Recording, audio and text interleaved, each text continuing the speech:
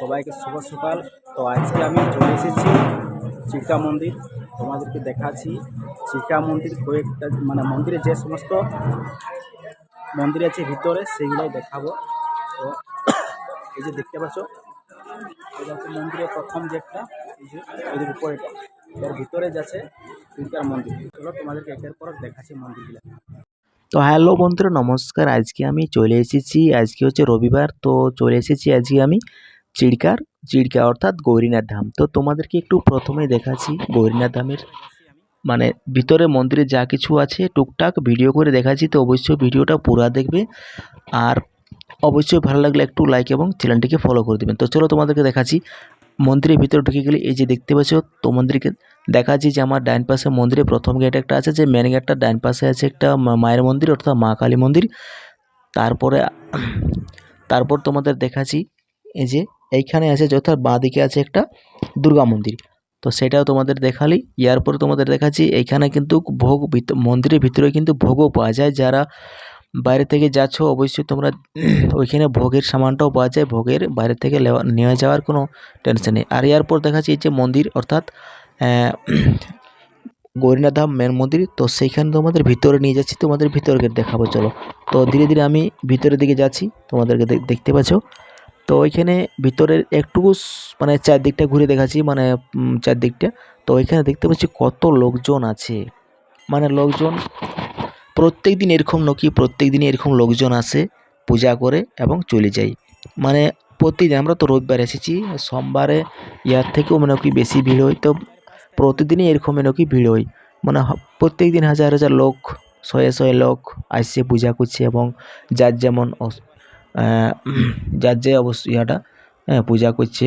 এখানে কিন্তু মানে বিবাহটাও প্রত্যেক দিনই হচ্ছে, যার যেদিন ইচ্ছা করে যেতে পারে। মন্দির সব দিন খোলা আছে, প্রত্যেক দিন, কোনোদিন মন্দির বন্ধ নয়। রবিবার সোমবার প্রত্যেক দিনই মন্দির খোলা আছে। তো মন্দিরে দেখতে দেওয়ালে অনেক রকম ঠাকুর আছে, আর ভিতরটা দেখতে পাচ্ছি কত লোক, কিন্তু সেখানে মন্দিরকে পরিষ্কার পরিচ্ছন্ন, খুব দারুণ।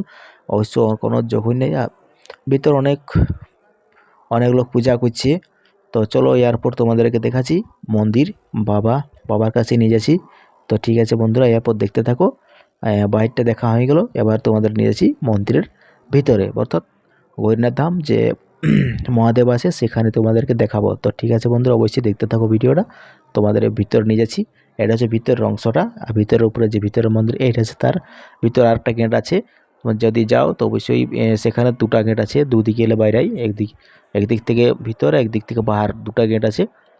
তো এই যে এইটা হচ্ছে মহাদেব ভিতরে আছে। চলো তোমাদের এখানে অনেক লোক পূজা করছে এখানে, মানে পূজা প্রায় সব দিনই চলছে। তো এই যে দেখতে পাচ্ছি এখানে চারদিকটাতে মানে পুরা ব্যাটনা দিয়ে আছে, স্টিলের দিয়ে আছে, যাতে করে কেউ ভিতরে যেতে না পারে, মানে বেশি অনেক লোকের ভিড়। তো এখানে দেখতে পাচ্ছ কীরকম পূজা, প্রত্যেকদিন পূজা চলছে, পূজা করছে, অনেক লোক আছে পূজা করছে। তো একটু চলো তোমাদের সামনে দেখাচ্ছি। তো এইটাই হচ্ছে মহাদেব গৌরীনাথ ধামের বাবা।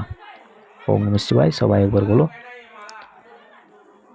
জয় গৌরীনাথ ধাম বাবা কি জয়। তাই দেখতে পাচ্ছ কত লোক জল ঢালছে এবং পূজা করছে। তো এরপর আবার চলে আলি মন্দিরের বাহারের দিকটা দেখতে পাচ্ছ। তো বাইরের দিকটা আমরা চলে আলি, বাইরের দিকটা তোমাদের একটু দেখাচ্ছি।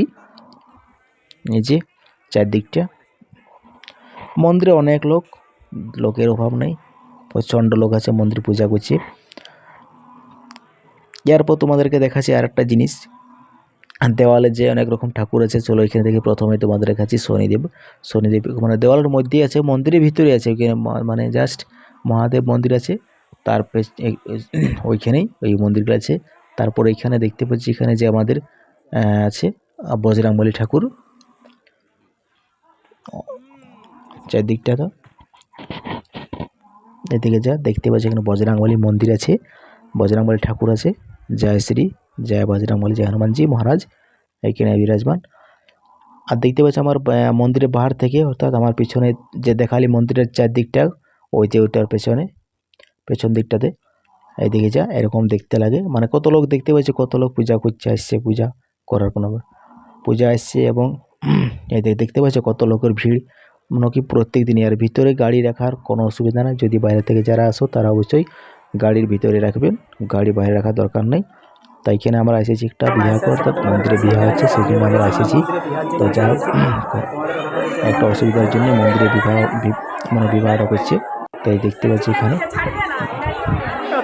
আমাকে ভিডিও করতে মানে বন্ধ করছে, যে ভিডিও করে না। তো যাই হোক, ফটো তুলেছি, ফটোটা তোমাদের দেখান দিয়েছি যে এটা পাত্রীটা।